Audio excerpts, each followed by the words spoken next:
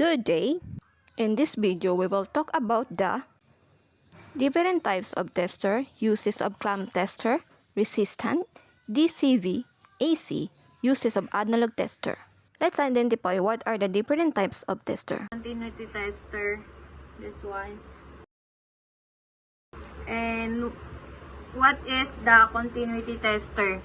Continuity tester are primarily intended to assess a circuit continuity. They aid in determining if a wire or component is continuous, which means that electricity may flow through it. When connected to both ends of a circuit, the voltage continuity tester will show if the circuit is complete or broken. Multimeter. So what is multimeter? Multimeters are multipurpose instruments that can measure voltage, current, and resistance. They are common in electrical works and troubleshooting. While multimeters are not just for voltage testing, they are helpful because they can do many electrical measurements correctly. So we have the types of measurement a multimeter can do.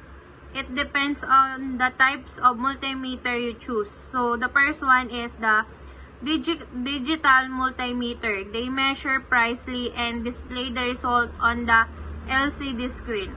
So the next one is auto-ranging. These multimeter are designed to choose the best measurement range based on the electrical signals being checked. Clamp. They have a movable jaw that can clamp around the wire and monitor the current without being obtrusive. Analog multimeter. They display measurement on a scale with the needle or pointer. So that is the kinds of tester. We'll already know the tester's types. Let's find out what the functions of a tester are and its uses. Here to present to you how to use multi-tester. First, in multi-tester, there's a resistance that you can use to check the value of resistor or to check if the wire is connected or not. Example, this wire.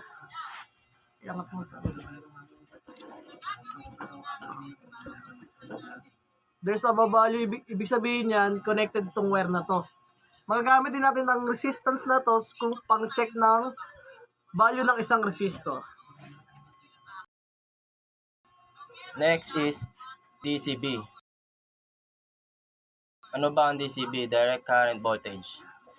Dito po sa hawak nating multi-tester o tinatawag na clamp tester is meron siyang negative at positive na tinatawag. Ang negative is yung black and positive naman and din yung pula. And then isi-set natin siya sa DC. Nakikita niyo po. Ito po, ayan. And then, may dala po akong ditong battery na kung saan meron din po siyang negative at positive. Ito po, ang negative niya po is yung flat, tsaka yung positive naman niya is yung may parang bukol. Yan. Then, ipagtatapatin lang po natin itong itim sa may negative. At yung positive naman po dito sa may parang bukol. Yan po. Kung makikita niyo po is dumadali na ano sa kanya. 1.3. Yes, yan po. Ganyan po siya paggamit ng direct current. Next is AC. So, siset muna natin yung AC. Ito po. So, ngayon po, ginagamit po tong AC para malaman kung may kuryente po ba yung wire natin. So, po itetest na po natin. Dito po, naka-open po tong extension po namin. Kumaka mo pre. So, kating ko po kung may kuryente na dumadaloy. Ayan, meron po. Ang number. 228. 29. Pataas. Ilan? Next is, kung makikita mo sa gamit nating multi-tester o tawag na clamp tester, meron siyang pang-clamp. Ginagamit itong pang-clamp na to para masukat natin ang ampere na dumadaloy sa isang kuryente. Para sukatin siya, ilalagay natin siya sa isang wire. Tapos mag-read na po siya kung ilang ampere ito. Yan. Demonstration to use model tester.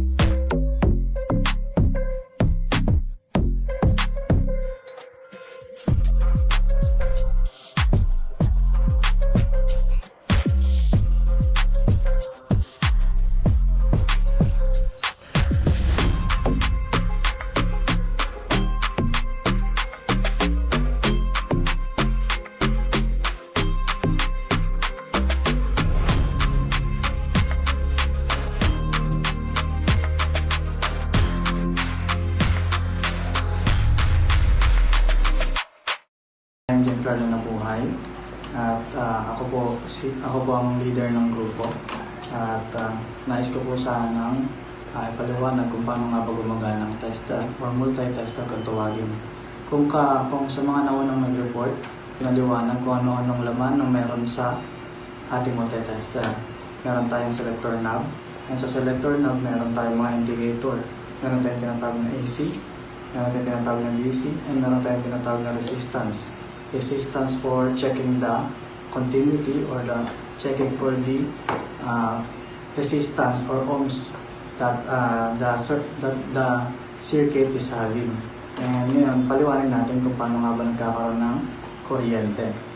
Sabi sa Google, ayan, si Mr. Google, sabi sa Mr. Google, electricity is a flow of electrons through a conductor. Ano nga ba yung conductor? Ang tinatawag natin conductor ay ito. Marami tayong uri ng conductor. Ang conductor, meron tayong silver, meron tayong copper, meron tayong gold, and etc. Meron tayong maraming uri ng tinatawag na conductor. But the best conductor is tinatawag natin silver. Ngunit si silver is masyado siyang mahal. Kaya ang madalas na ginagamit sa mga industrial or sa iba't ibang uri ng lugar ay si copper. And si copper is ito, tinatawag natin copper. Ang copper ay merong insulation. Ang insulation ay nakabase kung gaano kakapal ang ating conductor. And para tuturo natin ngayon, pag-aaralan natin kung paano nga ba nagkakaroon ng kuryente sa loob ng bahay. Ayan. Ito, meron tayo ditong representasyon ng isang bahay. And ito ang tinatawag natin copper, line 1 and line 2. Si line 1 and line 2 is nakakabuo ng 220 volts AC. Si AC is alternative current. At si AC is hindi constant, paiba-iba siya, hindi kumpara kay direct current. Si direct current kasi, once na na-set sa isang voltahe, kung anong voltahe yun lamang po siya hanggang sa the rest na ginagamit mo siya. Unless, dagdagan mo siya ng isa pang voltahe ulit, tataas siya ng tataas. Halimbawa, meron ka ng voltahe, ang voltahe mong gagamitin is 5 voltahe lang. Kung patataasin mo siya, mas tataas pa siya. And sa AC naman, kung meron kang 230 volts, is hindi siya basta lang 230 volts. Meron siyang madalas nagiging 220, nagiging 240, and nagiging 230. And sa Pilipinas, ang pinaka-constant or standard na ginagamit na voltahe is 230.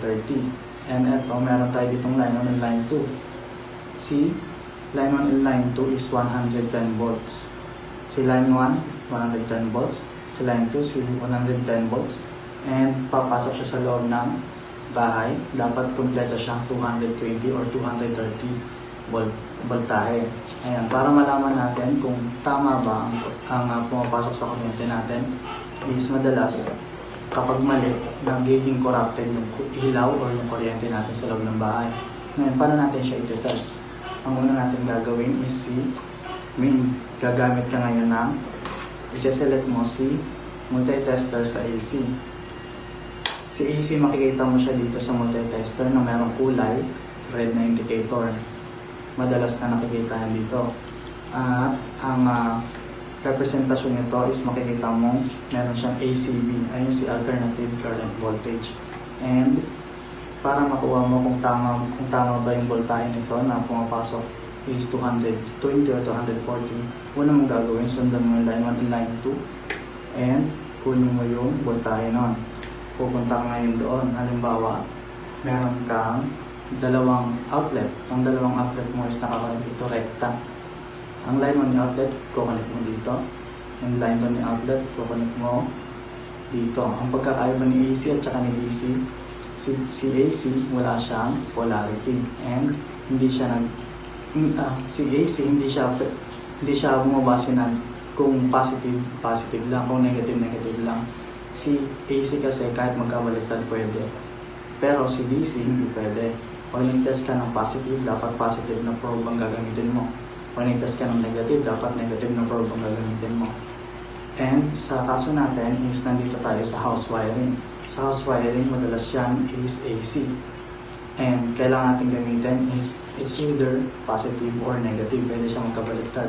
Basta hindi pwedeng magsama sa isang connection. Kasi magkakaroon tayo ng short circuit na tinatawag.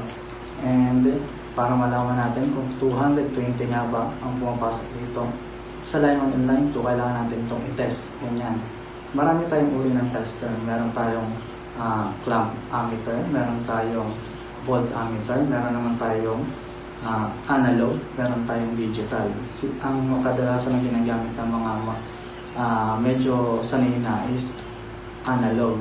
Ngunit yung mga nasa matataas na level na, madalas ang ginagamit nila is clamp ammeter kasi once na i-clamp mo lang siya sa isang linya, may lalabas ng reading kung anong reading nga ba o kung ilang voltahe nga ba ang meron sa isang linya. And eto, sa kaso nito, si analog, kailangan mo siya i-compute.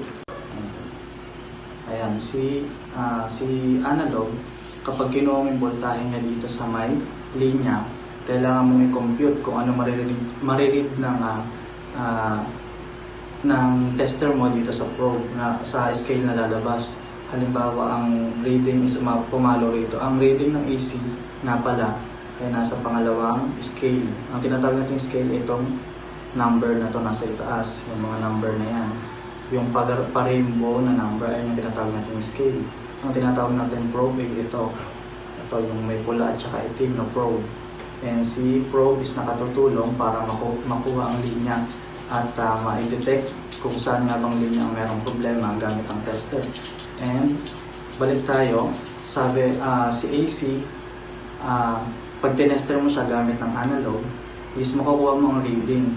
Pagamat, kailangan mo siyang i-compute kung tama nga ba na 220 volts ang pumapasok. Hindi na siya basta papasok dito tapos madidetect agad na yun yung voltage. Kailangan mo pa rin siyang i-compute base sa ginamit mong set dito sa ACV or sa AC selector knob. And kaibahan niya sa clamp ammeter, si clamp ammeter naman, hindi mo na siya kailangan pang i-compute. Kapag in-lamp mo siya, once na i-lamp mo siya dito sa isang linya, ang reading ay lalabas digitally. Kung ilan nga ba ang halimbawa, nag-read siya dito, ito kunyaring clamp, or halimbawa, pinakagat niya dito sa isang linya, lalabas na agad yun automatically dito sa reading ng clamp ammeter or sa clamp ammeter na mismo dito sa pinaka-screen ng clamp ammeter niya, lalabas na kung anong reading ang makukuha dito sa isang linya. Gayon din pag nilipat niya sa isa, kung tama nga ba or kung may problema sa linya. At malalaman mo gamit ng tester kung merong putol na linya sa isang circuito ng bahay. Ayan. Sa kaso nito, kung ite-tester natin, ginamitan namin siya ng DC, hindi siya namin ginamitan ng AC. Ngunit, kung gusto namin siyang i-test, gagamit kami dito ngayon ng DCV o Direct Current Voltage. Isiset mo lang siya pa kabila. Ayan. Sa kaso nito, analog. Gagamit tayo. Ganun din naman sa mga iba. Kahit sa digital, kahit sa may clamp ammeter, gagamit ka. Isaset mo pa rin siya sa DC or sa AC kung ano man yung dinidetect mo ang kuryente. Para malaman ni multitester kung ano nga ba yung dinidetect niya, kung AC ba yun or DC. Kasi si tester hindi siya basta-basta nagtetest lang. Kumbaga, kailangan niya rin ng controller. Kumbaga, kayo ang maging controller na kayo ang mag-manipulate this properly and correctly. Kasi once na nagkamali ka ng pag-set or once na hindi mo na-set ng tama yung ating selector knob kung ano nga ba tinetest natin, maaaring pumutok yung fuse or maaaring masira ang ating tester. Kung ang itetest mo is AC, dapat ang selector knob mo ay nakaselect sa AC. Ayan, si ACB or si red indicator dito sa analog. Ayan, makikita mo yan dito. Ayan. Etong red, siya si AC. Etong isang kabila niya, AC/DC. Ito naman si ohms or si resistance. Dito madalas na ginagamit para sa mga capacitor or microfarad. Ayan, meron din tayong indicator dito ng buzzer. Si buzzer naman madalas na ginagamit for checking the continuity. Ano nga po ba yung continuity? Ang continuity po is checking for continuous travel of the electricity into the conductor, which is the wire. Kung halimbawa meron tayong isang wire, etong wire na to, kung gusto natin siyang i-tester kung ayos to na mula dito hanggang dito, kailangan natin gumamit ng buzzer or pwede rin naman times 1. Kung itetest natin siya mula dito hanggang dito, dapat ang reading niyan is papalo siya mula sa infinite hanggang sa 0. And kung sa buzzer naman, pag tinest natin siya mula dito hanggang dito, dapat tutunog yung buzzer. Ibig sabihin nun ayos. Pero pag hindi siya tumunog, that means may sira o mayroong problema ang linya ng kuryente mo. Kailangan mo siyang i-troubleshoot or hanapin kung saan nga ba yung problema. And kung sa kaso naman dito ng bahay, halimbawa nawawala na ng kuryente, ganun ang gagawin ninyo. Iti-tester nyo ng nakaset sa AC. Kasi AC voltage ang karaniwang na ginagamit sa isang bahay. Ayan, isa-set nyo siya ng AC. Punta kayo sa main, halimbawa sa breaker or sa may submeter. Ang pinaka-main nun, kunin nyo yung line 1, line 2 ng line to load. Ang line to load natin, meron tayong dalawang linya. Meron tayong line to source and line to switch. Ang line to switch naman, yun yung papunta sa bahay. Line to source, yun yung galing sa Meralco. Ang kukunin mong halimbawa, nawawalan na ng kuryente, ang kunin mong voltahe, muna yun nasa ibabaw. Yung line to source, kuhanan mo ng voltahe kung talagang ayos yun or hindi. Then set mo to ng ACB or sa alternative current. And pag okay yung linya ng line to source, punta nga sa line to load. Ang line to load naman, pwede tayong mag-set ulit ng AC. Pero dapat ang isa-set mo sa selector knob is 250 or above. Above the 250. Bakit po natin kailangan ilagay ng 250 ACB sa selector knob? Kasi ang standard voltage na meron sa Pilipinas is, kaya nga nasabi ko kanina, is 230. So that means dapat hindi siya bababa sa 230 pag sinet mo dito kasi puputok si tester, maaaring masira. Pag mas mababa ka sa 230 ang sinelet mo, halimbawa 230 ang supply ng bahay, ginamitan mo ngayon ng 50 volts lang AC. Ngayon, ang mangyayari mag-overload or mag-iinit yung tester mo and puputok yung fuse or mas worse is masira yung tester mo. And yun nga, halimbawa, meron tayong 230 voltage or 240 voltage, dapat iset natin yung ating multitester sa AC ng 250 kasi mas mataas dapat sa standard value na meron ng voltage sa Pilipinas. Yan. Sa DC naman, ganoon din. Kung ang voltage mo is hindi mo alam kung gaano kataas, dapat mataas mo na agad siya iset kung gusto mong i-test.